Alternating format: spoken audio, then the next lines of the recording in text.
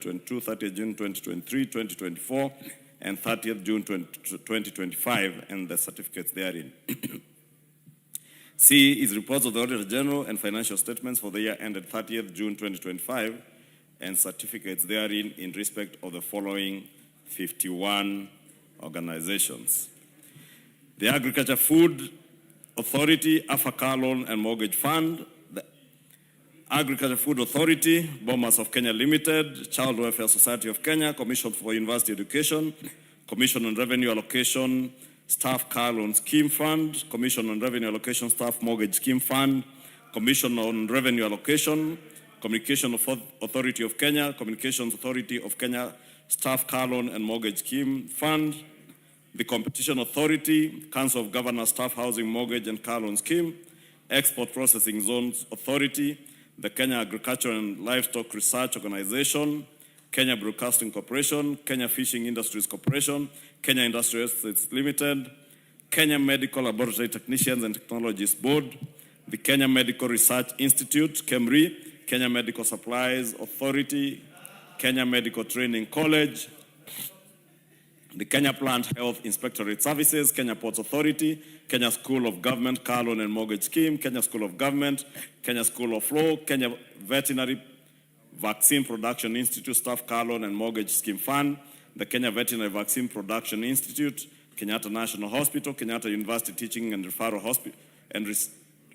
and Research Hospital, Management and Supervision Fund, State Department for Cooperatives, Moi Teaching and Referral Hospital, National Cereals and Produce Board Car Loan Fund Scheme, National Cereals and Produce Board, National Social Security Fund, National Youth Service Mechanical and Transport Fund, National Youth Service, New Partnership for Africa Development, Africa Peer Review Mechanism, Kenya Secretariat, Prisons Farm Revolving Fund, Prison Industries Revolving Fund, Social Health Authority Car Loan and Mortgage Scheme, Social Health Authority, Social Health Insurance Fund, South Nyanza Sugar Company Limited, Sports Kenya, State Department for Basic Education, State Department for Cooperatives, State Department for Diaspora Affairs, State Department for Trade, Technical and Vocational Education and Training Authority, and lastly, number 51, the Tea Board of Kenya. Thank you, Honorable Speaker.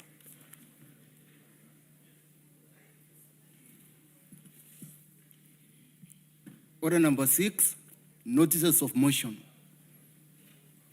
Majority Leader. Thank you, Honorable Speaker. I beg to give notice of the following motion that pursuant to the provision of Standing Order 28, this House approves the calendar of the National Assembly regular sessions for the 5th session 2026 as contained in the schedule to the order paper. Thank you, Honorable Speaker.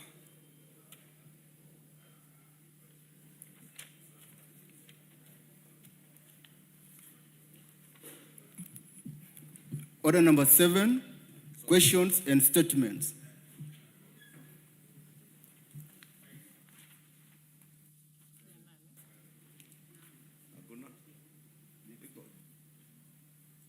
I don't see any questions and statements on the order paper. Are there any? Sorry? Okay, so we move to the next order. I can't see any. Order number 8, procedural motion.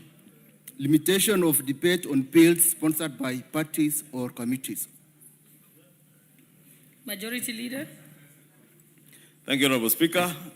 Honorable Speaker, I beg to move that pursuant to the provision of Standing Order 97.1, this House orders that each speech in a debate on bills sponsored by a committee, the leader of the majority party or the leader of the minority party be limited as follows: a maximum of 45 minutes for the mover in moving and 15 minutes in replying, a maximum of 30 minutes for the chairperson of the relevant committee if the bill is not sponsored by the relevant committee, and a maximum of 10 minutes for any other member speaking, except the leader of the majority party and the leader of the minority party, who shall be limited to a maximum of 15 minutes each if the bill is not sponsored by either of them, and that priority in speaking be accorded to the leader of the majority party, the leader of the minority party, and the chairperson of the relevant departmental committee in that order. Honorable Speaker, this is a procedural motion. I beg to move and request the Honorable Karemba to second. Thank you, Honorable Speaker, and I second.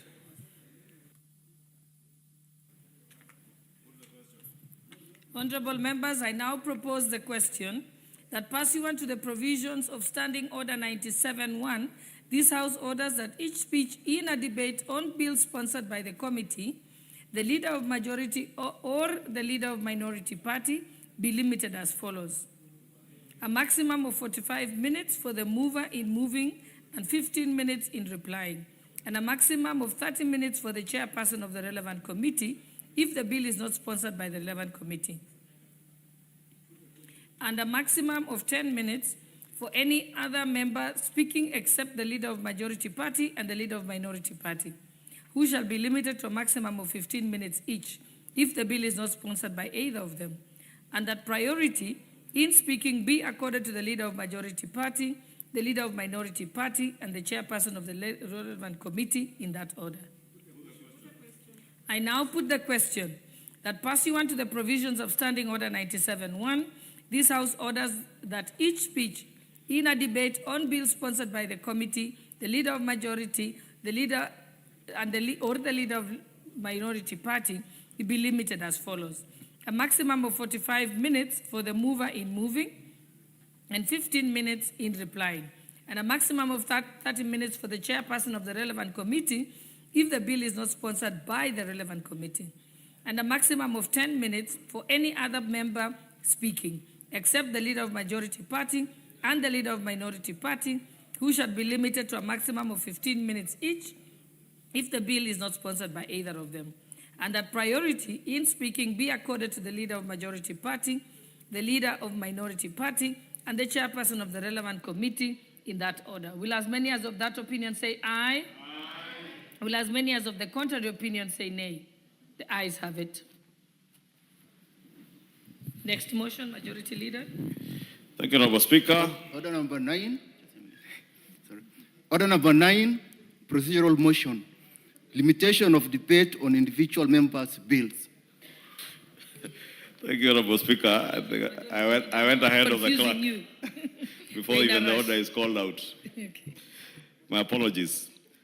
And I now beg to move that pursuant to the provisions of Standing Order 97-1 of this House orders that each speech in a debate on bills not sponsored by a committee, the leader of the majority party or the leader of the minority party, be limited as follows. A maximum of 3 hours and 30 minutes with not more than 30 minutes for the mover in moving and 10 minutes in replying, a maximum of 30 minutes for the chairperson of the relevant committee, and a maximum of 10 minutes for any other member speaking except the leader of the majority party and the leader of the minority party, who shall be limited to a maximum of 15 minutes each, and that priority in speaking be accorded to the leader of the majority party, the leader of the minority party, and the chairperson of the relevant departmental committee in that order.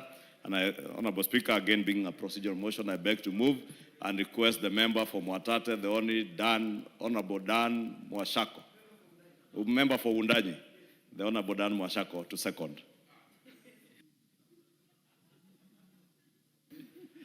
Thank you, Madam Speaker, and thank you, Majority Leader. I want to take this opportunity to second. Thank you.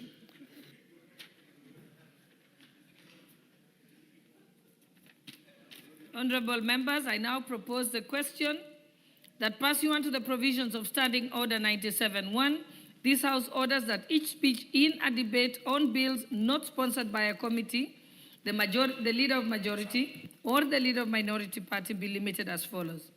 A maximum of 3 hours and 30 minutes with not more than 30 minutes for the mover in moving and 10 minutes in replying. A maximum of 30 minutes for the chairperson of the relevant committee, and a maximum of 10 minutes for any other member speaking, except the leader of majority party and the leader of minority party, who shall be limited to a maximum of 15 minutes each, and that priority in speaking be accorded to the leader of majority party and the leader of minority party and the chairperson of the relevant departmental committee in that order. May I put the question? Yes. Honorable members, I now put the question that pursuant to the provisions of Standing Order 97-1, this House orders that each speech in a debate on bills, not leader of majority party or the leader of minority party, be limited as follows.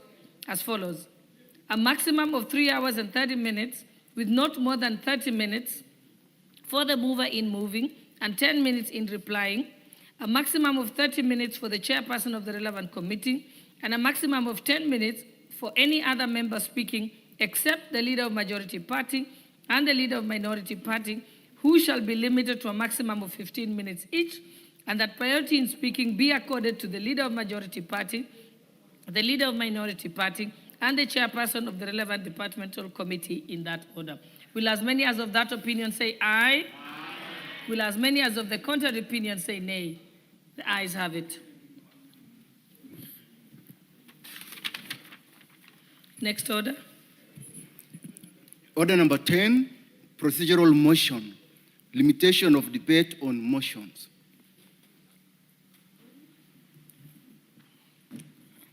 Thank you, Honorable Speaker. I beg to move that pursuant to the provisions of Standing Order 97(1), this House orders that each speech in a debate on any motion, including a special motion, be limited in the following manner: a maximum of 3 hours with not more than 20 minutes for the mover and 10 minutes for any other member speaking except the leader of the majority party and the leader of the minority party, who shall be limited to a maximum of 15 minutes each, and that 10 minutes before the expiry of the time, the mover shall be called upon to reply, and that priority in speaking be accorded to the leader of the majority party, the leader of the minority party, and the chairperson of the relevant committee in that order.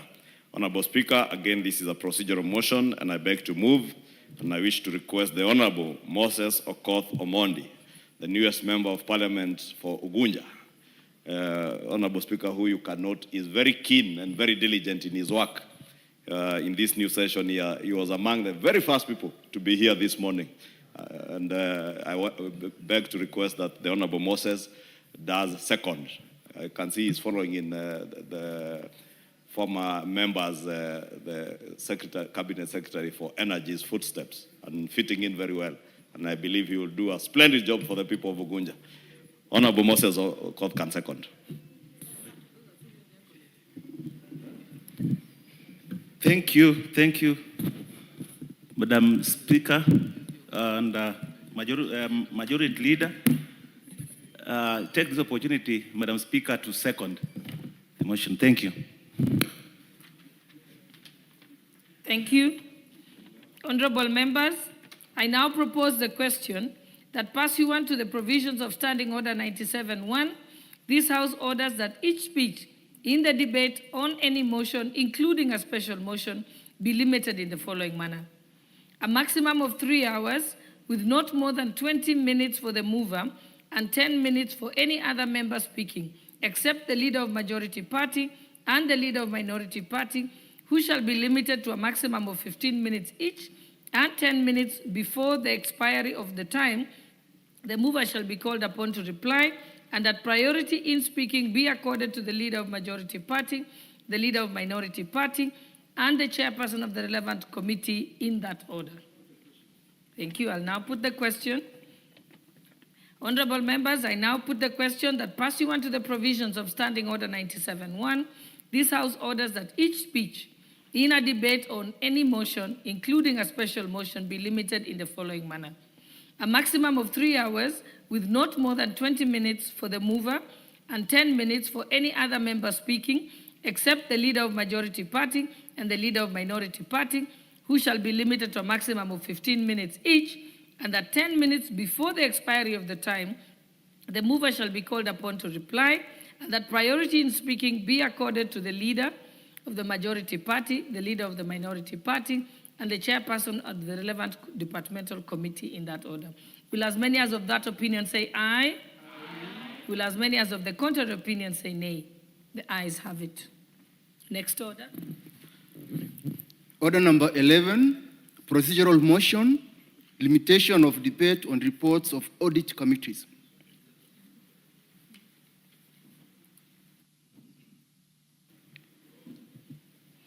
Thank you, Honorable Speaker. Honorable Speaker, I beg to move that pursuant to the provisions of Standing Order 97 on this House orders that each speech in debate on reports of audit committees be limited as follows: a maximum of 60 minutes for the mover in moving and 30 minutes in replying, and a maximum of 10 minutes for any other member speaking, except the leader of the majority party and the leader of the minority party, who shall be limited to a maximum of 15 minutes each, and that priority be accorded to the leader of the majority party, the leader of the minority party, in that order. Honorable Speaker, I beg to move and request the Honorable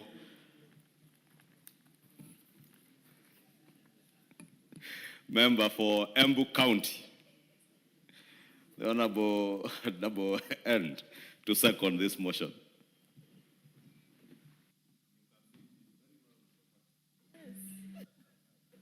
Thank you, Honorable Speaker, and I second. Thank you. Thank you. Honorable members, I now propose the question that pursuant to the provisions of Standing Order 97, this House orders that each speech in debate on reports of audit committees be limited as follows: a maximum of 60 minutes for the mover in moving and 30 minutes in replying, and a maximum of 10 minutes for any other member speaking except the Leader of Majority Party, the Leader of Minority Party, and who shall be limited to the maximum of 15 minutes each, and that priority be accorded to the Leader of Majority Party and the Leader of Minority Party in that order. The mood of the House that I put the question. Honorable members, I now put the question that pursuant to the provisions of Standing Order 97.1, this House orders that each speech in debate on reports of audit committees be limited as follows: a maximum of 60 minutes for the mover in moving, 30 minutes in replying, and a maximum of 10 minutes for any other member speaking, except the Leader of Majority Party and the Leader of Minority Party, who shall be limited to 15 minutes each, and that priority be accorded to the Leader of Majority Party and the Leader of Minority Party in that order. Will as many as of that opinion say aye? Will as many as of the contrary opinion say nay? The ayes have it. Next order.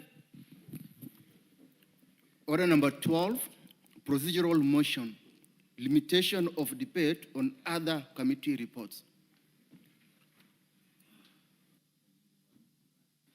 Thank you, Honorable Speaker. Honorable Speaker, I beg to move that pursuant to the provision of Standing Order 97.1, this House orders that each speech in a debate on other committee reports, including a report of a joint committee of the House of Parliament or any other report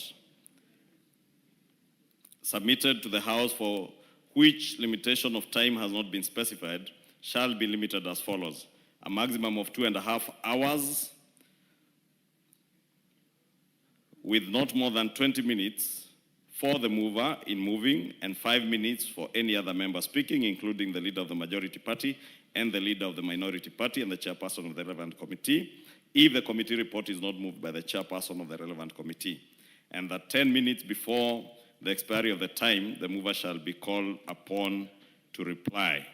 And further, that priority in speaking shall be accorded to the Leader of the Majority Party, the Leader of the Minority Party, in that order. Honorable Speaker, again, being a procedural motion, I beg to move and I request the Honorable Cynthia Muge, the county women rep for Nandi, that has never been short of indomitable female leaders. This is the land of Chelagat Mutai and great leaders like the late Marie Seronei. And now we have a new lioness of Nandi County, the Honorable Cynthia Muge, to second. Correction, Chelagat Mutai was Member of Parliament for Eldoret North, which was later held by the current sitting head of state. So she's from Wasingishu County. You may proceed. Nevertheless, I acknowledge that Cynthia Muge is the lioness of Nandi County. Thank you. She was a 90. Thank you, Honorable Speaker. And I think there's a new debate altogether. But Honorable Speaker, allow me to second this motion and put the record straight that I was the Honorable Member of the County Assembly for Chelagat Mutai, and I actually know her home, and I know the brother, who is the late John Mutai, the first man in Nandi County to be cremated, Honorable Speaker. So I'm legitimately not just a neighbor, but I was a member of a County Assembly for Chelagat Mutai, the great. So we carry the spirit of Chelagat Mutai.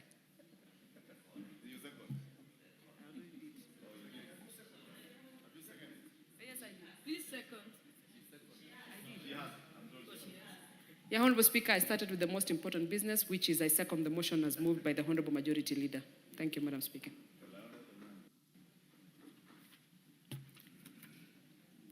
Honorable members, I now propose the question that pursuant to the provisions of Standing Order 97.1, this House orders that each speech in a debate on other committee reports, including the report of the Joint Committee of the Houses of Parliament, or any other report submitted to the House for which limitation of time has not been specified, shall be limited as follows.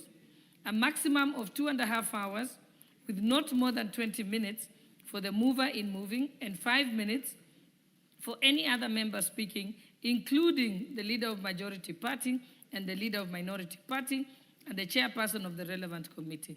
If the committee report is not moved by the chairperson of the relevant committee and that 10 minutes before the expiry of the time, the mover shall be called upon to reply, and further, that priority in speaking shall be accorded to the leader of majority party and the leader of minority party in that order.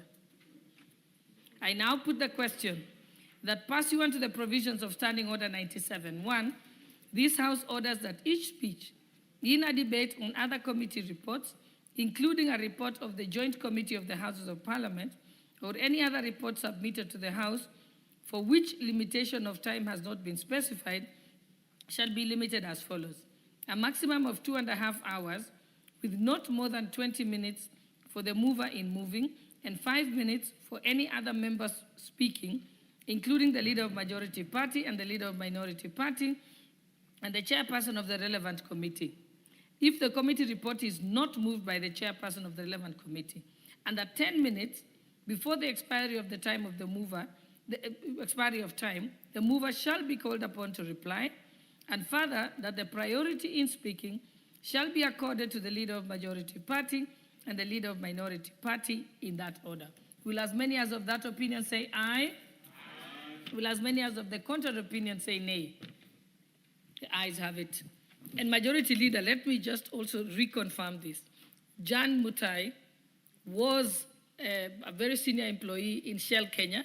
I was one of his first interns, and he was my chief campaigner in Uasin Gishu County. Their ancestral home may be in Nandi County, but they chose to be elected and to vote in Uasin Gishu County. So that is still my claim to fame. Okay, can we move to the next motion? We shall carry that outside. Majority Leader, you shall be the moderator of this argument and debate. Thank you. Order number 13, procedural motion, limitation of debate on the address by the President. Honorable Speaker, on a light note, I doubt I will be a neutral arbiter in that battle between Uasin Gishu and Nandi County on who hails from where, whose ancestral land was where. Because, Honorable Speaker, I cannot be a neutral arbiter because my ancestral land is also in Nandi County. That is the land where my mother was born in Kipchamoti Estate in Nandi Hills. I therefore want to recuse myself from being an arbiter on that matter. You are hereby duly disqualified. I definitely cannot be a neutral arbiter in that matter. I have deep interest in Nandi County being my ancestral home, despite also having been elected in Kikuyu constituency in Kiambu County, in the Mount Kenya region. Honorable Speaker, I beg to move that, noting that Standing Order 24.6 provides that debate on a motion on the address by the President shall be limited to not more than 4 sitting days, and pursuant to the provision of Standing Order 97.1, this House orders that debate on a motion on the address by His Excellency the President under Article 132(1)(a) of the Constitution shall be limited as follows.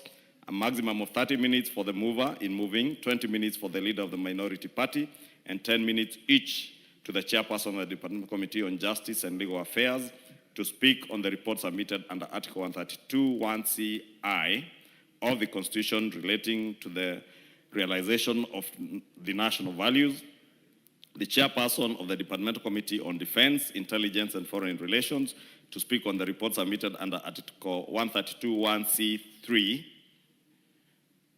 Sorry, first article was 132(c)(1), not I. And now a report submitted under Article 132(c)(3) of the Constitution relating to the progress made in fulfilling the international obligations of the Republic. and the chairperson of the Departmental Committee on Administration and Internal Security to speak on the report submitted under Article 240, Sub-Article 7 of the Constitution relating to the state of the security of the country, and 5 minutes for any other member speaking, and that 10 minutes before the expiry of the time, the mover shall be called to reply. And I beg to move and request my junior at the school and member for Kitutu Masaba, the Honorable Clive Ombane Gisairo, to second, having gone to the school. Thank you, Honorable Speaker. Yeah, for those who are asking, the school, there's only one school in Kenya, and that's Alliance High School. Honorable Speaker, I second. You forgot to start with the title, The Alliance, as the Majority Leader constantly reminds us. Honorable members, I now propose the question that, noting that Standing Order 24.6 provides a debate on a motion on the address of the President shall be limited to not more than 4 sitting days, and pursuant to the provisions of Standing Order 97.1, this House orders that the debate on a motion on the address by His Excellency the President under Article 132(1)(a) of the Constitution shall be limited as follows: a maximum of 30 minutes for the mover in moving, 20 minutes for the Leader of Majority Party, and 10 minutes each to the Chairperson of the Departmental Committee on Justice and Legal Affairs to speak on the report submitted under Article 132(1)(ci) of the Constitution relating to the realization of the national values, and the Chairperson of the Departmental Committee on Defense, Intelligence, and Foreign Affairs to speak on the report submitted under Article 132(1)(c)(3) of the Constitution relating to the progress made in fulfilling the international obligations of the Republic of Kenya, and the Chairperson of the Departmental Committee on the Administration and Internal Security to speak on the report submitted under Article 247 of the Constitution relating to the state of security of the country, and 5 minutes for any other member speaking, and that 10 minutes before the expiry of the time, the mover shall be called upon to reply. Honorable members, I now put the question that, noting that Standing Order 24.6 provides that the debate on a motion on the address of the President shall be limited to not more than 4 sitting days, and pursuant to the provisions of Standing Order 97.1, this House orders that the debate on a motion on the address by His Excellency the President under Article 132(1)(a) of the Constitution shall be limited as follows: a maximum of 30 minutes for the mover in moving, 20 minutes for the Leader of Minority Party, and 10 minutes each to the Chairperson of the Departmental Committee on Justice and Legal Affairs to speak on the reports submitted under Article 132(1)(ci) of the Constitution relating to the realization of national values. And then the Chairperson of the Departmental Committee of Defense, Intelligence, and Foreign Relations to speak on the report submitted under Article 132(1)(c)(3) of the Constitution relating to the progress made in fulfilling the international obligations of the Republic of Kenya, and the Chairperson of the Departmental Committee on Administration and Internal Security to speak on the report submitted under Article 247 of the Constitution relating to the state of the security of the country, and 5 minutes for any other member speaking, and that 10 minutes before the expiry of the time, the mover shall be called upon to reply. Will as many as of that opinion say aye? Aye. Will as many as of the contrary opinion say nay? The ayes have it. Next order. Order number 14, the Sexual Offences Amendment Bill, National Assembly Bill number 50 of 2025, first reading. A bill for an act of parliament to amend the Sexual Offences Act and for connected purposes.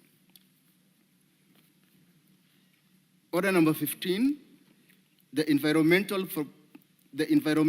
Professionals Institute of Kenya Bill National Assembly Bill number 36 of 2024, second reading, resumption of debate. Who was the last person to speak? Did they have any minutes left?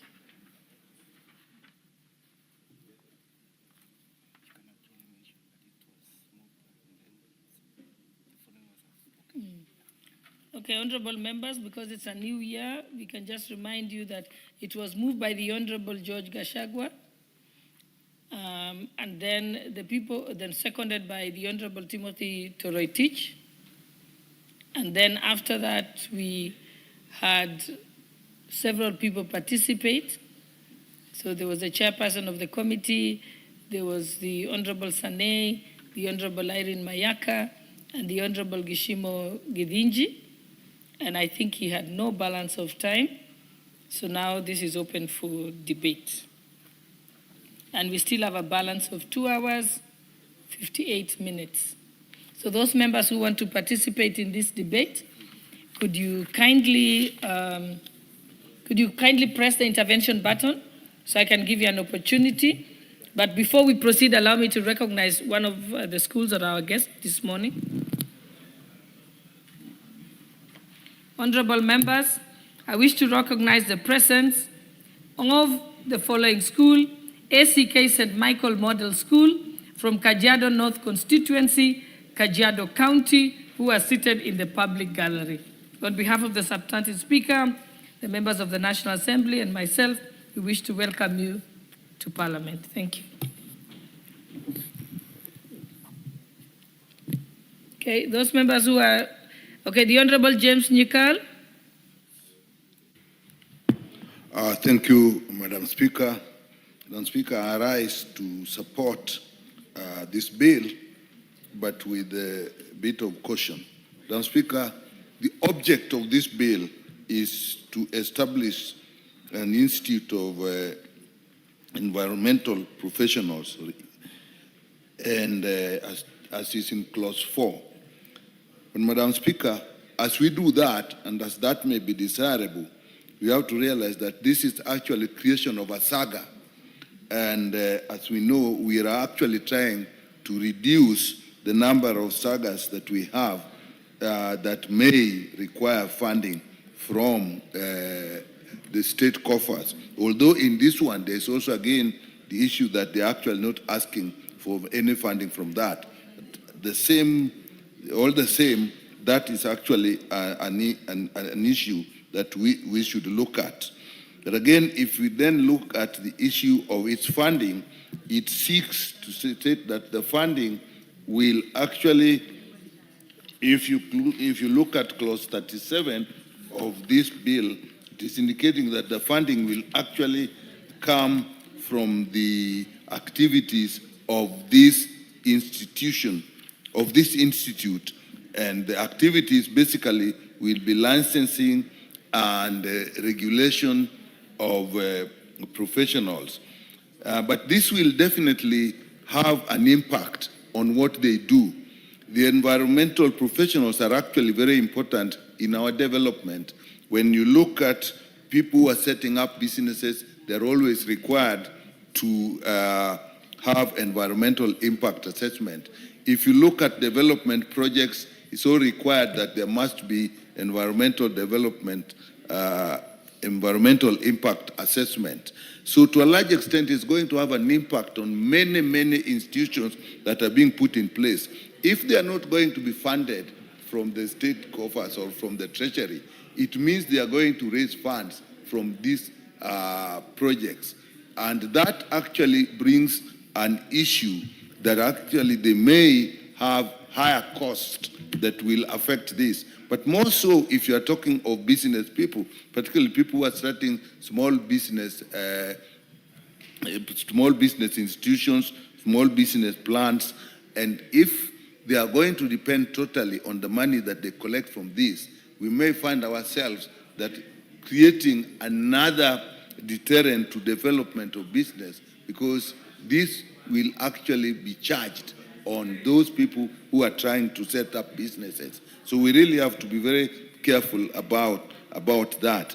And we have seen in the past, even to take example in the health sector, which I know well, the issue of the levies that are put by these regulatory authorities actually become an important cost factor. And so that is something we should look at very, very carefully. The other issue, Madam Speaker, that I really need to speak about is the issue of training. And before they train these professionals, they have to be defined. Who is an environmental professional? And if you get into clause 2, you find a very broad definition, Madam Speaker. Environmental professional means a person who has successfully undertaken a degree course in the field of environment, natural resources, earth sciences, research. Madam Speaker, this is really a broad area, and all these people to actually put them to lump them together and then put a training program for them. If you look at the functions of the institute again in clause 4, G, you find that they'll develop and facilitate training programs. And if you look at all those areas, if you are going to have one training program, that will be very difficult. There'll be training programs in very many fields. If you look at the earth sciences, if you look at the natural sciences, I mean, that is basically whether you are talking of biology, you are talking of geography, you are talking of physics and so on. So all those are one. So we may face a challenge in developing a program of their training. And how will this relate with the Commission of University Education? Again, we are finding ourselves currently that we are having some problems between the regulatory bodies and the Commission for University Education. And it does appear to me that already as we are starting this, we are actually having an areas where these conflicts will occur. So this is a good thing, and I think, Madam Speaker, it is something we should look at very carefully, and when we come to the committee of the whole House, when we'll be doing amendments, I think we need to look at it very deeply, because there are two areas, those two areas I've mentioned are going to be very important. How does this institute raise funds? And if people are charged, how does that affect development projects? Whether these are government development projects or whether these are business people trying to set up business projects. So will the cost be higher because these people are trying to raise funds? And then when you go to the issue of training, the definition is so broad that very many people will then call themselves these professionals. How will that training then be regulated? With those few remarks, Madam Speaker, I do support, but we'll need to look at very serious amendments when we come to the committee of the whole House. Thank you, Madam Speaker. Thank you. The Honourable Member for Kandui, Honourable John Makali. Thank you, Madam Speaker, for the opportunity to also weigh in on this particular bill. First, let me congratulate the member who has brought this bill at this particular time. In bringing this particular bill, Madam Speaker, I need to make reference to Article 42 of the Constitution of Kenya that obliges each and every citizen, that entitles each and every citizen to a healthy environment which is protected both for the present and future generations. Article 42 obliges us to take legislative measures towards the achievement of this particular goal.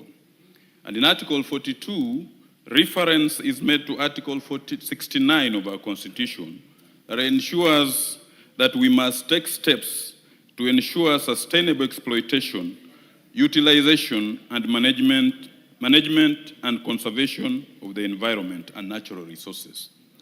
Each and every year, Madam Speaker, our educational institutions, specifically our universities and our TVET colleges, churn out graduates in areas of environmental management, resource management, and natural resource exploitation.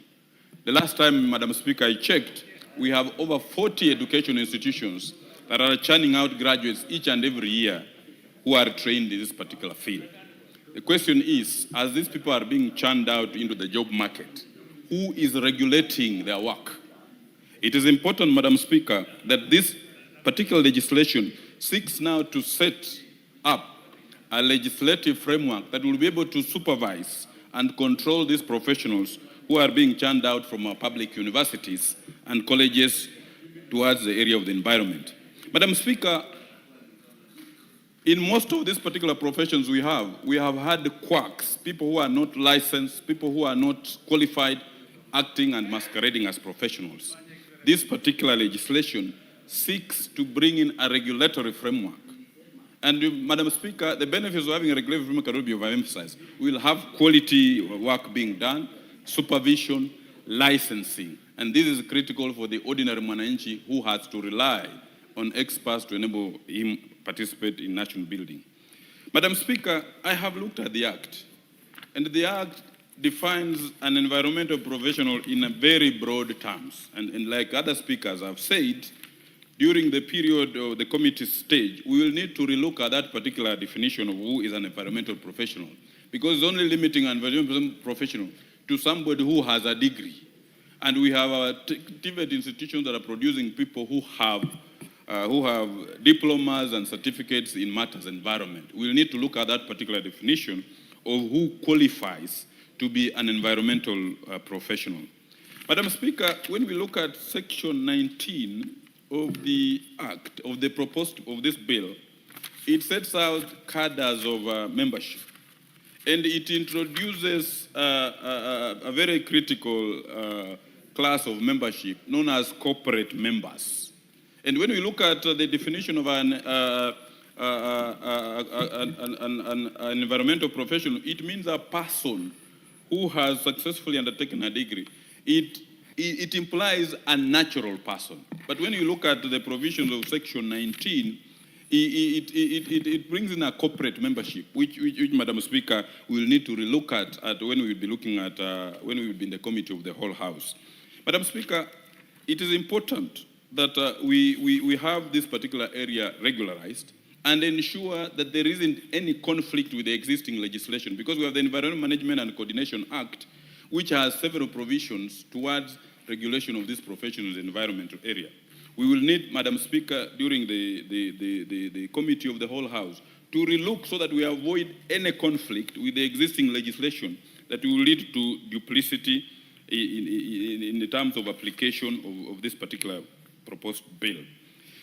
Over and above all, Madam Speaker, the intention of the bill is honest. It seeks to enhance professional accountability and eliminate unqualified environmental practitioners. Madam Speaker, you realize that in the rural areas, if you have to do up a house, if you have to do any project, you have to get consent from the environmental authorities. Once we can have professionals in this particular area, Madam Speaker, we'll be able to straighten up the operations in our rural areas. And Madam Speaker, also, this bill seeks to strengthen environmental decision-making. It sets up a council which will be able to, do international linkages. We are not an island. We need to do international linkages and have connectivity with our neighbors. So, Madam Speaker, the bill is well-intentioned. We will have better compliance with environmental issues and standards. We'll have stronger institutional capacity for sustainable development and protection of the public interests and constitutional right to a clean environment. With those remarks, Madam Speaker, I wish to support this bill and urge that we will, at the committee of the stage, will be proposing some amendments to fine-tune the bill alongside the other legislation which is in place, Madam Speaker. I support, Madam Speaker. Thank you. The Honorable George Murugara, member for Tharaka Nithi. But also members, I only see the only person left is Honorable Murugara. Kindly press the intervention button if you want to contribute to this debate. Proceed, Honorable Murugara. Thank you. Thank you very much, Madam Speaker. Madam Speaker, I also rise to support this bill. It's a very important bill by my namesake, Honorable George Gachagua of Ndaragwa. And especially because today, as we debate and talk about any matter in the country, environment always takes a center stage. We cannot do any plans for development We cannot do any matters regarding improvement of physical areas without talking about environment. In this country, there are various laws that govern environmental matters, and the prime one is the Environmental Management and Coordination Act, which deals with how we have to deal with environment and all matters touching on our environment, including our forests, our water, and our marine life. Honorable Speaker, when we talk about environment, we include our climate, and this is why there is a big debate in the world today as we talk about climate change. This is purely environmental, and it must be borne in mind when we are discussing such a vital bill. We also have to talk about mining, because our minerals and petroleum products are part of our environment and environmental resources. Therefore, it is vitally important that we commit issues environment to an entity, to a body, to an institute like what is being proposed here, so that experts in environment can come under one roof, and when it comes to us Kenyans to enjoy services on matters environment, we know where to call. We can go to an institute and we shall get professional advice on who most suits to give advice on what is in issue. Of course, there are other laws, including the Physical Planning Act. We have the County Governments Act, and all these other laws that regulate matters environment. What is being proposed here is that just like the Human Resources Institute, which was actually formed the other day, the experts in environment too have to have their own self-regulating body, and therefore it joins the class of the Law Society of Kenya, the Architectural Association of Kenya, the Engineers Registration Board, and all these professionals that have a body that regulates them. So what would be the purpose of this body? Number one is to ensure that we are properly advised, we are properly guided in matters relating environment. We do not have to be taken round in circles. You've seen people coming over and they are telling us we are going to sell to you things called carbon credits, etc., etc. Some of which we really do not have the know-how. We do not have the knowledge of weighing and waiting to know whether these are viable projects or they are just people out to make money using us without our knowledge. Such an institute would actually be the first port of call, and the government, in regulating such entities coming into the country, would be getting advice from this body, because most important, it will be there to render advisory services to the government and to Kenyans to ensure that we are well informed on matters environment. I therefore support this bill. We will look at it close by close in the committee of the whole house. If there are any necessary amendments that have to be made, we will be proposing this so that we come up with one of the best laws to govern a professional body that deals with the environment. Most important, the persons who will belong to this institute must be qualified persons. Persons we will term as professional experts in the matters environment. Those remarks I beg to support. Thank you, Honorable Murugara. Member for Marakwet East, Honorable David Bowen. Kangogo. Thank you, Honorable Speaker, for giving me this opportunity to support a bill by my good friend, the Honorable Pondarakwa. That is the Environmental Professional Institute of Kenya Bill, the National Assembly Bill number 36 of 2024.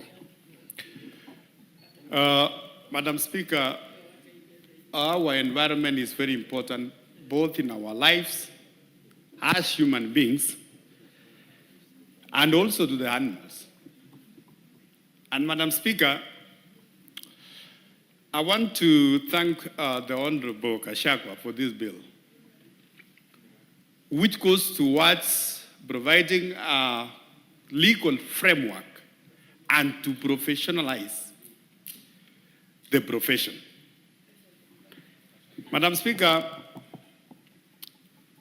we have seen there are so many individuals out there calling themselves professional environment field. No one knows their backgrounds. No one knows their education. And Madam Speaker, if this bill is approved by this House and passed, it's going to make sure that we have a competent people to manage our environment and environmental issues. Madam Speaker, the issue of environmental impact analysis is very critical in construction sector, especially in industry constructions. Madam Speaker, some years back, you saw what happened in Mombasa, in a place called the Owino Uhuru or Uhuru Owino Estate, somewhere in Mombasa, where a chemical industry, an industry which is manufacturing-led, was constructed, Madam Speaker, in an estate where people live. And it is not that there was no environmental impact analysis which was done in that industry. But years later, Madam Speaker, we saw people developing a serious, life-threatening diseases as a result of that industry. Because, Madam Speaker, probably you would find that the people who carried out the environmental impact analysis were not qualified. Or even if they were qualified, there were some elements or there was need for a council or someone more above them who are able to analyze that actually what they did was good, and the industry or the factory which was supposed to come up from there was not only supporting the people in terms of livelihood employment, but also it was not emitting a poisonous substance to the environment. Madam Speaker, it is very important when we are doing a physical planning of a city, of a municipal council or everything, these people also, they are needed. We have seen, Madam Speaker, if you go around the Nairobi, the reason why we are crying about the pollution in Nairobi River, Madam Speaker, you will find that there are so many industries, there are factories who are actually disposing waste to the river. But at the same time, you are told that those factories, there was some environmental impact analysis which was done. And what happened?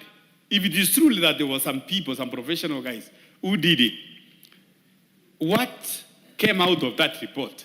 And why is it that we are having a problem? So, Madam Speaker, this bill is going to streamline the environment or environmentalist professionals and to make sure that we eliminate quacks and have professionals in the field. Madam Speaker, in the field of mining, if you go to the parts of, say, West Pokot, Madam Speaker, the western part of those sides of Vihiga, people are mining haphazardly. The environmentalists, Madam Speaker, including the Taita Taveta from, I see my good friend looking at me, there is need to have those environmental impact analysis to say, after the mining, what remains to the environment? What is going to happen to the environment? Yes, the mining is good, but there must be a provision that this mining will not affect the environment, and even after the mining, there is need to restore the environment to the original position. So, Madam Speaker, this is a very important bill. And if you look at other professionals, of other professions, Madam Speaker, the LSK, the Engineers Board of Kenya, the Nursing Council, the Clinical Council, all those bodies which have actually been are registered and, they have their professional body, they have had a legal and a policy framework. Madam Speaker, you can see that what they are doing and the work they are doing there is really very good. So, Madam Speaker, I want to say that and also ask all my colleagues that we support this bill, especially at this time when we have a serious environmental and climate issues around the globe. This bill is very important to help us and our people, and also to help in the environmental management and also including the waste management, which has been also a problem, especially in our cities. Madam Speaker, with those many remarks, I want to support. Before we proceed, allow me to recognize student guests in Parliament, in the National Assembly today. I wish to recognize the presence of the following school: Jonathan Gloward Academy from Langata constituency, Nairobi County, who are seated in the public gallery. And on behalf of the National Assembly, I shall call upon the Honorable Member for Wundanyi, Honorable Mwashoko, to welcome them on our behalf.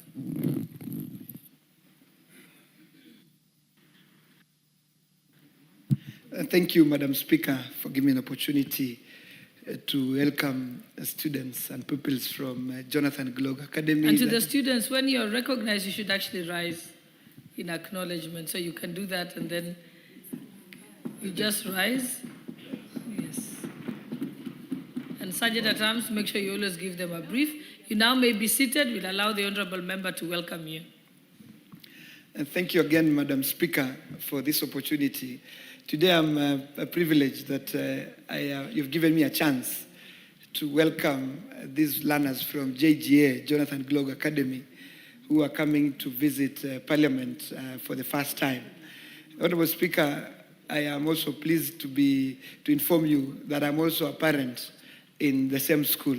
My son, Benaya Mwashako, is one of the learners who is sitting at the public gallery.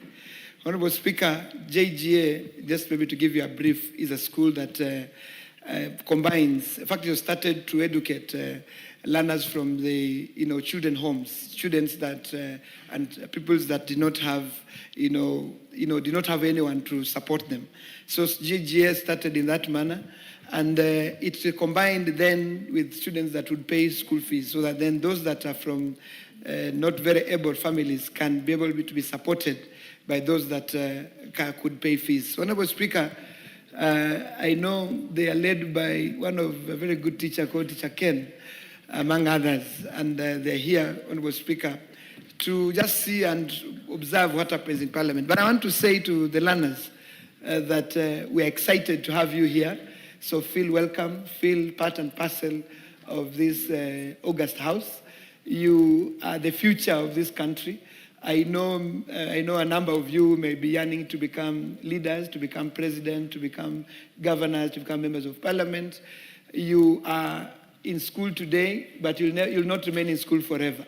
In the near future, 10, 15, 20 years from now, some of you will find yourself in this house. So I want to take this opportunity to encourage you to be serious with your studies, be good children. I know you have been, JGA brings up kids that with values that, believe in God, and patriotic children that love their country. So love your country, love God, of course, respect your adults, respect your parents, respect your teachers, and above all, just know that your tomorrow must be better than today. You remain good, disciplined students, and remain good people, and we would, in the near future, you'll be the leaders of this country. Honorable Speaker, as I sit We as leaders today, we have a duty to pass laws and policies in this house that respects the constitutional principle of intergenerational equity, so that as we exit the stage, these children should find Kenya as stable and solid as we found it. So we have a duty to make sure that we pass everything that we pass in this house. In everything we do, we must leave this country better for these children and these students, and every other child that will be born in this country will be proud that their fathers, their grandparents were able to, to anchor this country on stability and in a manner that we defeat what we call tribalism. We must have one country, we must have one patriotic people, and we must, all of us, love to have one indivisible country. Thank you, Madam Speaker, for the opportunity. Thank you, Honourable Member, for welcoming the guests on our behalf. And now I can see the Honourable, I'd seen the Honourable Edith Nyenze had member for Kitui West. You wanted to contribute to this debate? Not really, Madam, but, okay. But let me just take this opportunity to welcome the students and say that your MP has really put it very well. I wish you all the best in life, and we love you, and we are concerned about your welfare. Thank you. Thank you, Honourable Nyenze. And the Honourable Member for Tindere, did you want to contribute? Proceed. Thank you. Thank you, Madam Speaker. Madam Speaker, I rise to contribute this bill on the Environmental Protection Institute of Kenya bill, and this is a very important bill, Madam Speaker, on the following basis. That one, like all other bills that guide and develop professionalism in a country, the Kenya Professional Institute of the Environmental Professional Institute of Kenya is very important. If you look at the engineer's professional bill or the Institute of Surveyors bill, and all the bills that guide and give directions on professionalism, on good governance, on good management, and the development of a profession, this bill is very important.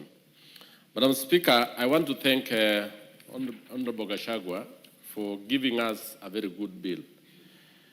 In this bill, he has indicated what in clauses 3 to 17, the Environmental Professional Institute of Kenya is actually going to be a corporate body. The body that is going to register, regulate, and exercise general supervision and control over professional developments and practice of registered environmentalists in Kenya. Every other time, we've had a number of what we call a professional impact assessment, or what we call environment impact assessment done by professionals, yet the outcome of it is very disastrous in this country. Yet an environmentalist of high standing, of repute, appended his signature or her signature, and when you go through what is going to come out of it, lives will be lost in terms of waste disposal, in terms of the impact is quite huge for the country. It is through this bill that the professionals are now going to be brought to book. It is through this bill that the professionals will be held accountable. And in fact, they can be deregistered, they can be penalized, and they can even be removed from the role of professionals as environmentalists. Madam Speaker, the issue of research is very important in any society. And research and development is key in development or in the growth of any professions and professional groups in a country. That the Institute is going to develop an arm in research on earth sciences, on environmental issues, and more importantly, on even accrediting and regulating the membership of the professionals. In fact, they have categorized professionals into various groups: fellows of the Institute, honorary members, and even members who have done quite commendable work within the society. In fact, Madam Speaker, I want to say that the bill is actually out there, and it is something that is going to talk about the climate change. These are issues that what we are facing today as a country and the world is the issue of climate change. I think most of our world leaders have been attending to world climate summits. And one of the problems that we are facing today is the mistakes that were done by not taking keen interest in what the professionals have been saying about the environment. Mining in this country and even coming up with buildings along riverbanks, not taking into consideration our water catchment areas, more importantly the swamp and all those other issues, has actually caused what we call the warming up of the climate.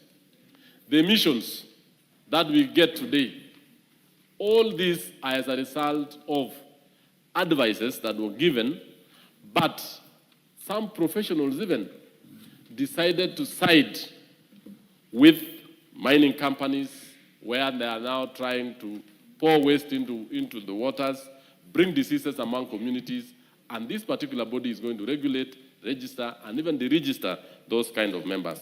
Lastly, honorable members, I want to say that as like other professions, I want to urge the member to note that issues concerning the environment be put, issues or penalties be really introduced into this particular bill. I've gone through the bill and realized that the Institute of Environmental Professionalists have not come out with very good penalties given to those who are giving us wrong professional advice, and more importantly, what they are going to do to make sure that those who have actually committed crimes in advising institutions, in advising government on environmental impact assessment, they actually are taken into, they are penalized. On the last part is the issue of foreign affiliations. I've also seen that this particular bill needs to look into the issue of affiliating to international professional bodies. That speaks into issues of environment and, more importantly, on research and biodiversity, carbon markets. We need to speak into it. It is a new area where the industrialized and the developed world are supposed to speak into the issue of carbon and carbon markets, which is now a very, very big area in terms of resources. But how do we, as developing countries who do not contribute a lot to the carbon emission, benefit a lot, because we are the ones actually who are the guardians of the environment and the universe.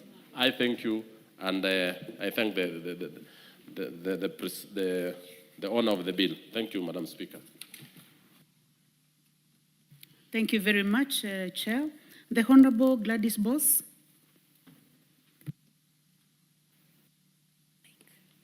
Thank you, Honorable Speaker, for this opportunity. I must thank our colleague, Honorable Gashagwa, for this bill, because it's very timely and very important. Actually, the entire environmental and ecological future of our country depends on regulating the professionals who give the environmental impact assessments. Currently, just in Nairobi is a ticking time bomb.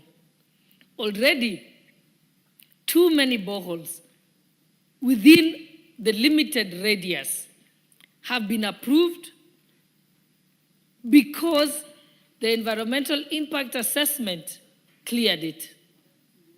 And now we are informed reliably, and there's been many articles about it, that Nairobi will soon sink because there's a borehole underneath every tall building.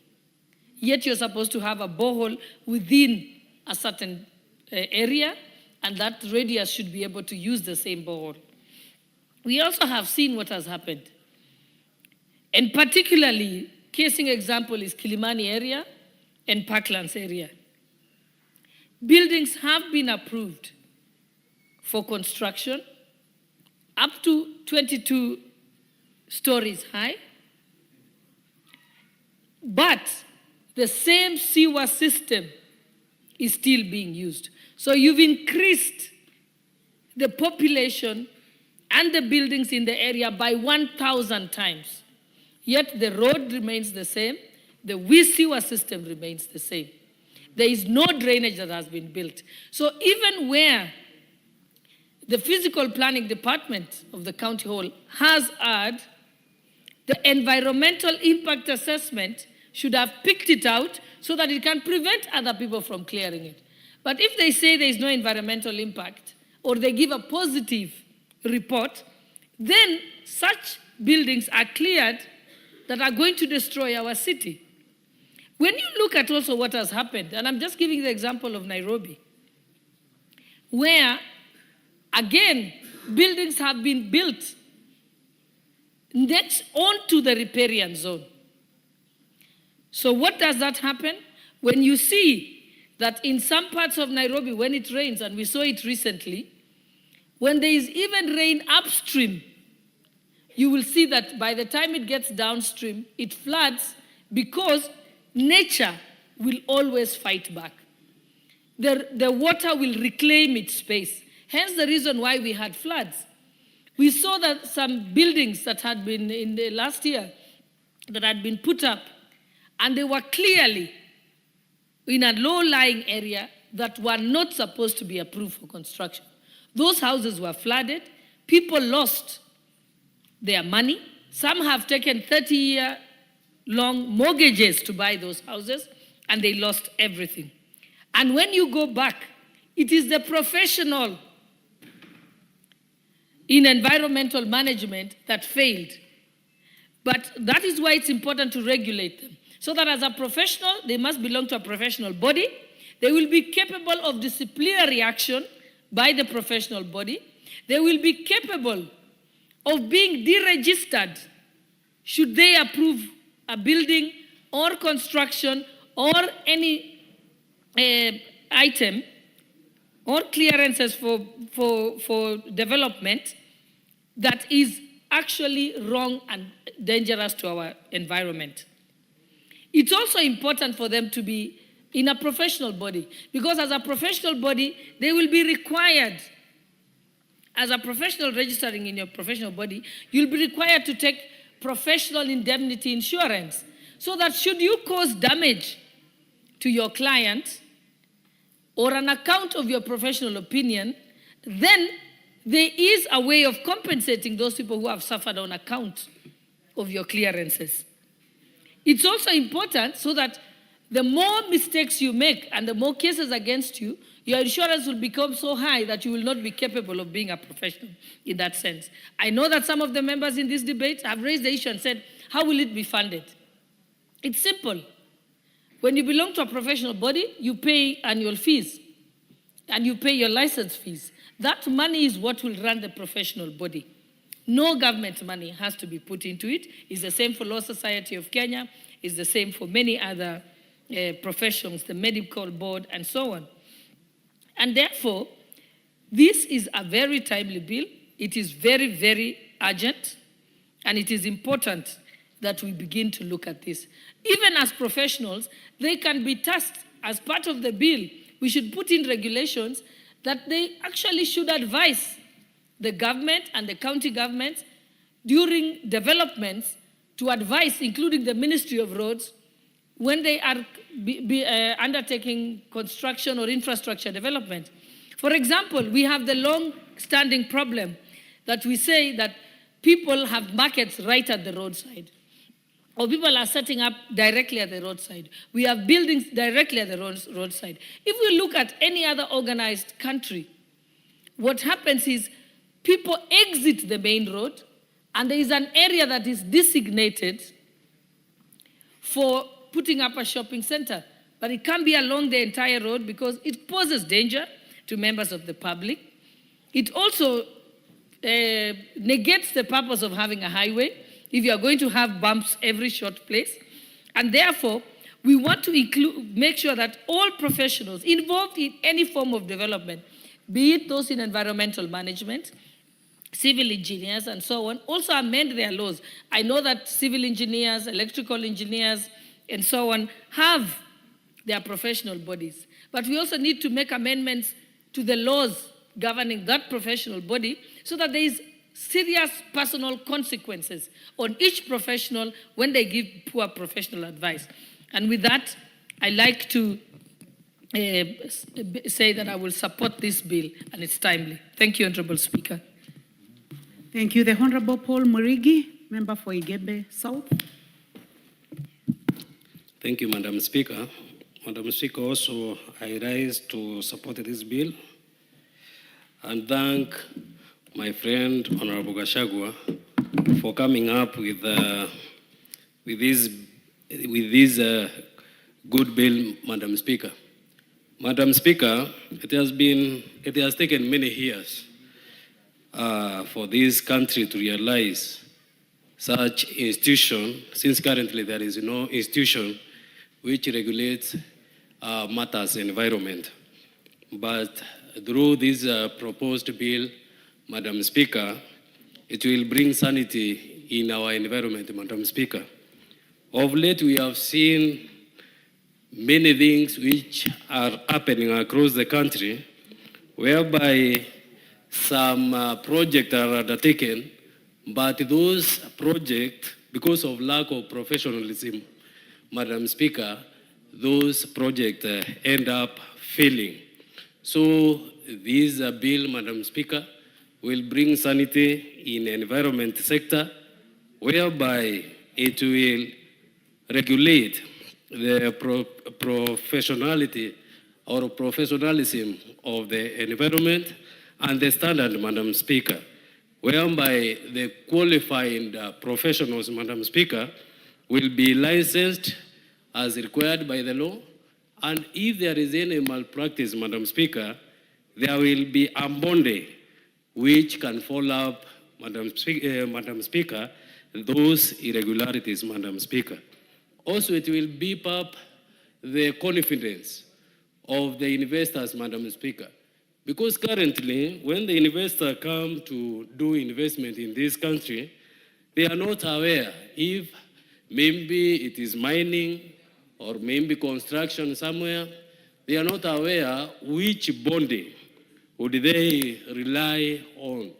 Or if something happens, Madam Speaker, they don't know where to run to.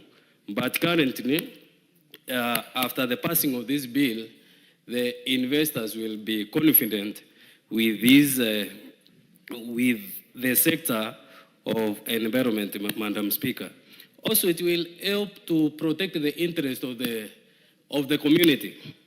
Since, for example, Madam Speaker, you will get some investors or NGO selling carbon credit, Madam Speaker, without the awareness of the community.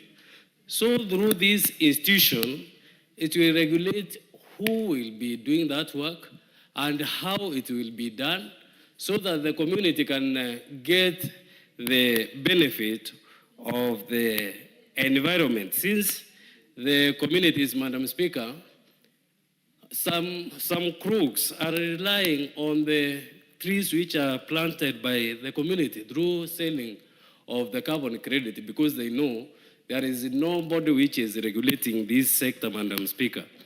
Also, after the setup of this institution, it will complement the current existing institution, Madam Speaker, that is NEMA, whereby these two sectors, if they collaborate and work together, they will bring light on the environment of this republic, Madam Speaker.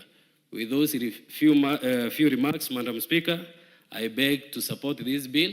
I urge my fellow colleagues to support this bill so that we can bring sanity on the environment of the republic. Thank you.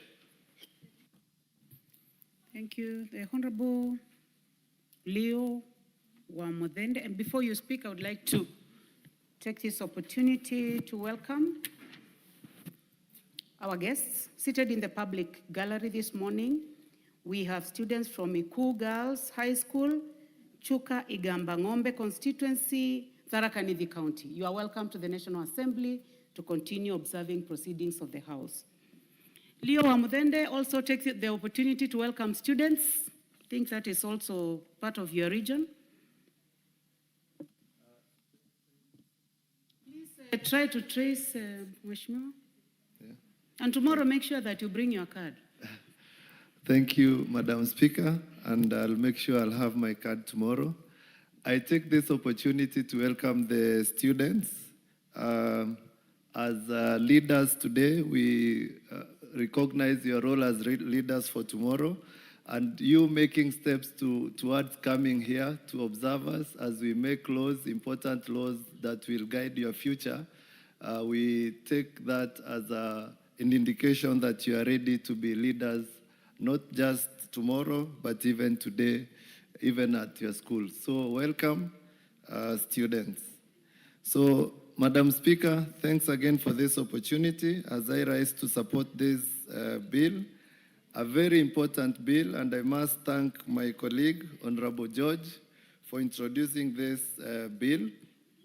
Environmental specialists or professionals play a very key role in Kenya and in the world, especially at this time when we are faced with various environmental challenges, including global warming, loss of species, biodiversity. So we need this institute to regulate professionals to ensure that any technical advice they give, any assessments they give are not only accurate but correct and ensures accountability. This bill is long overdue. It's actually quite timely, and I urge my colleagues to support this bill because environmental professionals play a key role, especially being that they are at an intersection between even public safety and policy as well. So when we have professionals that are regulated by a body that ensures anytime you go for licensing, you are even required to do courses that ensure professional development because the world is changing, the world is dynamic, technologies are changing, interventions and policies are changing. That will ensure we are protected as citizens. We also ensure that the professionals, as they do their work, these environment professionals have actually, they are faced with many issues of conflict of interest because you have a professional who is supposed to make a report for a client, which actually may, the report may promote harming of the public. We need to ensure that the professionals are guided by a code of conduct so that any professional who signs a report that later leads to damage to the environment or hinders public safety, they are held to account. I also support this bill because most professionals today, including medical doctors, engineers, lawyers, accountants, they all have regulatory bodies, and for environmental scientists and professionals who play a really key role in our country, to have no institute regulating their licensing is actually a big gap, and therefore I support this bill and urge members to support the bill to ensure that we protect the future of this nation. And being a member from an area that has a lot of sand harvesting, we actually need these professionals so that we know when to start, when to stop, because again, we have issues like sand harvesting, which are an economic booster to our people, but also harming the environment, causing soil erosion, degradation of rivers. So when these professionals give us advice at the local level, we know when to stop, when to start again, and ensure that we protect the environment. So I support this bill, and I urge members also to support and ensure it's passed so that we regulate professionals in this very important sector in our economy. Thank you, Madam Speaker. Thank you very much, Wamudende. Honorable members, I do not see any further interest in this. Member for Nandi? I guess that will be the last on this. So, Member for Nandi? Thank you, Honorable Speaker, for the opportunity to contribute to this bill that has been brought to this Honorable House by the Honorable George. And Honorable George, we want to appreciate your proactiveness in regards to managing and actually being able to control, properly manage the professionals. Honorable Speaker, it would have been a very great injustice, being a physical planner by profession, not to be able to speak to this matter. And Honorable Speaker, the matters environment are matters that we live with every day. They are matters that affect us every step of the way. And Honorable Speaker, I was comparing what environmental assessment and even protection of the environment in regards to physical planning, which is exactly what happens every time that we want to touch issues to do with the environment. Honorable Speaker, if you look at the two items, physical planning is more proactive, and environmental assessment and actually trying to conserve the environment is a reactive action. And Honorable Speaker, if you asked me today, I would be holding this particular view that if we did physical planning properly because it's proactive, we will definitely be able to protect the environment without having to go through a lot of trouble. And I want to appreciate this, Honorable Speaker, because for the longest time we have had a lot of issues regarding developments that we really so want to have them done in this country and even the world over. But at the center of it, Honorable Speaker, there's always the environmental aspect of it. And this is a very important aspect of everything that we do in this life, Honorable Speaker. And I want to appreciate the Honorable George because this bill, if you look at it, Honorable Speaker, it has been able to speak to so many issues and matters that has been conflicting all the time, Honorable Speaker.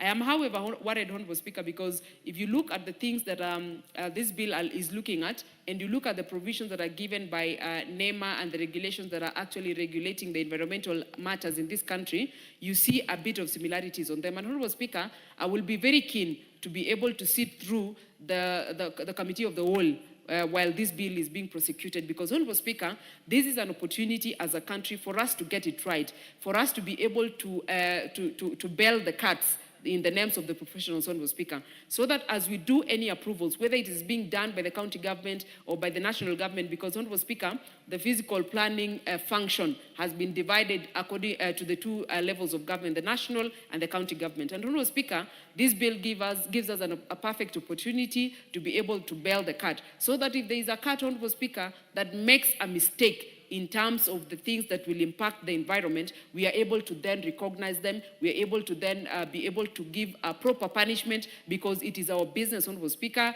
that as we develop our country infrastructurally and every other aspect of the development that we so want as a country, we must be cognizant of the fact that the environment must be protected every step of the way. So, Honorable Speaker, I must say that as a physical planner who is sitting in this house, it will be of interest to me to be able to go through the committee of the whole, so that we have a bill that will be for posterity, Honorable Speaker, that will live beyond us and will help us protect the sanity of the professionalism and finally protect the environment, even as we do the developments that we need to do as a country. I support this bill, Honorable Speaker, and I appreciate the Honorable Member George for having thought about it and brought it to this floor of the House for debate. I support.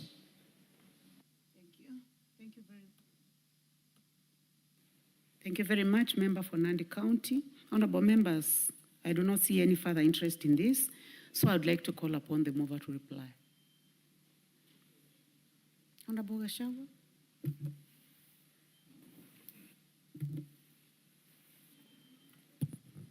Thank you, Madam Speaker. And from the onset, I want to appreciate and thank all those members who came out to support this bill. It is such an important bill, and I'm quite impressed that members are quite aware of what has not been happening in the field of environment. Madam Speaker, I was quite happy to note that most members can see the gap that has been there on matters environment. And even our Honorable Deputy Speaker I could see that she was aware of how zoning has not been observed in a town like, city like Nairobi. Mostly the boreholes that are being sunk without observing the law. And the buildings that are coming up, say in Kilimani and such areas, without regard of the utilities, without regard of the planned infrastructure. Madam Speaker,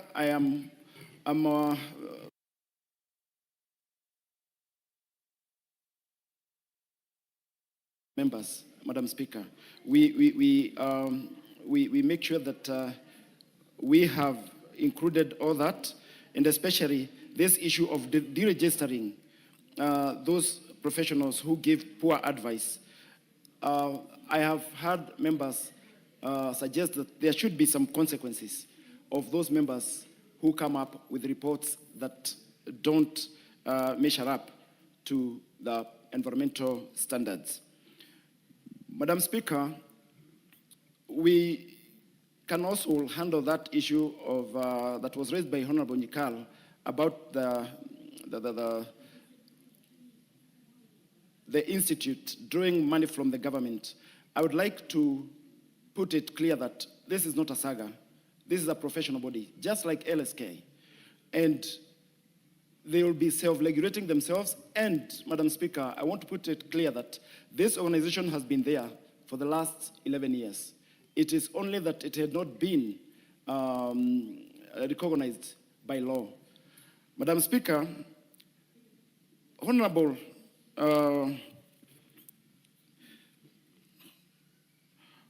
Cynthia noted something that is very, very, very important, and I don't know where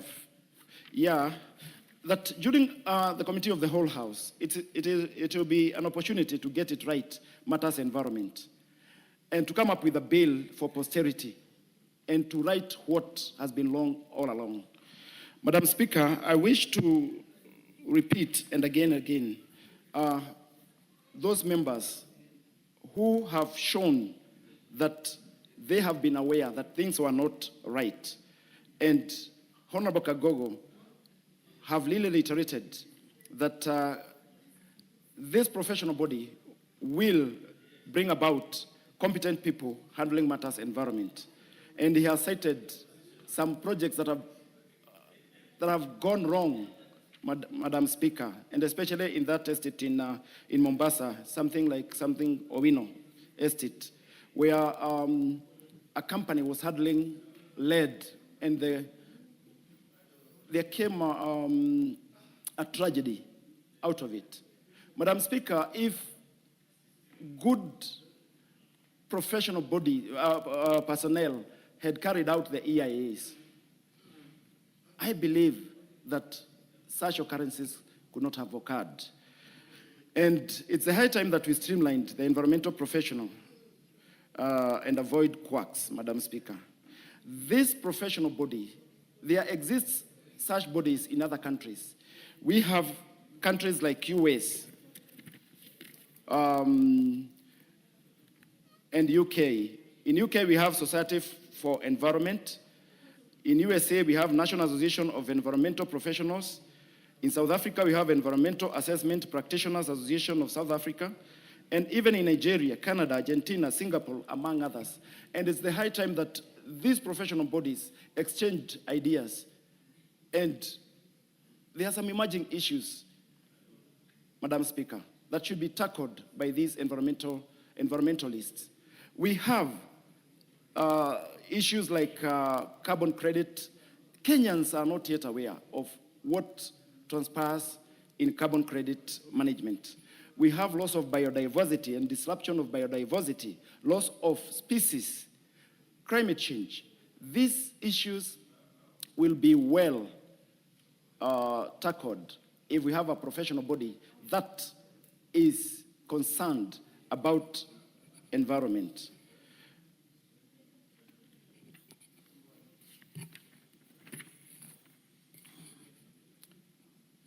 Madam Speaker, this bill has well indicated, pointed out who is to be an environmentalist, because we have had people coming up with reports and appending their signatures to reports that eventually don't measure up to good reports. Madam Speaker, with this one, we'll make sure that the body will make sure that whoever is practicing environmental studies and reports is a bona fide environmentalist. So, Mr. Speaker, I would like to thank the members who participated. What is out of order, member, the new member for Malava? David Ndaku. You have hit the intervention button. The member for... Is there anything out of order? You may stand.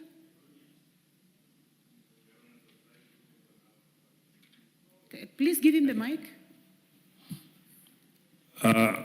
Madam Speaker, I was just trying to check on the functioning of this. I'm here to adopt. That is allowed. Okay. So, being a new member, that is allowed. Kindly conclude. So thank you. But when you hit the intervention button, the speaker assumes that there is something out of order. So I think it is important as you learn to know that pressing that button means that you have an intervention. Thank you. You may proceed. So thank you, Madam Speaker. And I would like to once again thank the members who participated. And Madam Speaker, I beg to reply. Thank you. Thank you very much, honorable members. I now put the question that the Environmental Professionals Institute of Kenya Bill, National Assembly Bill number 36 of 2024, be now read a second time. Will as many as have that opinion say aye? Aye. Will as many as have a contrary opinion say nay? The ayes have it. Next order.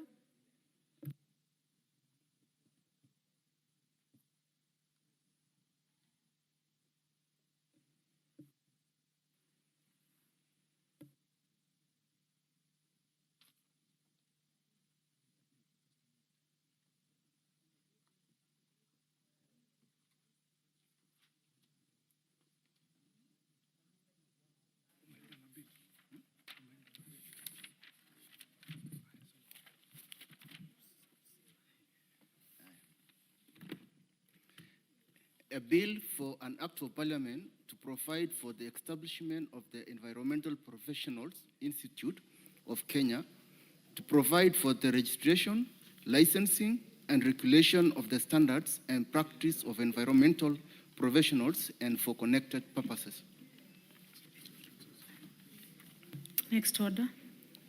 Order number 16, the Sexual Offences Amendment Bill, National Assembly Bill number 78 of 2023, second reading.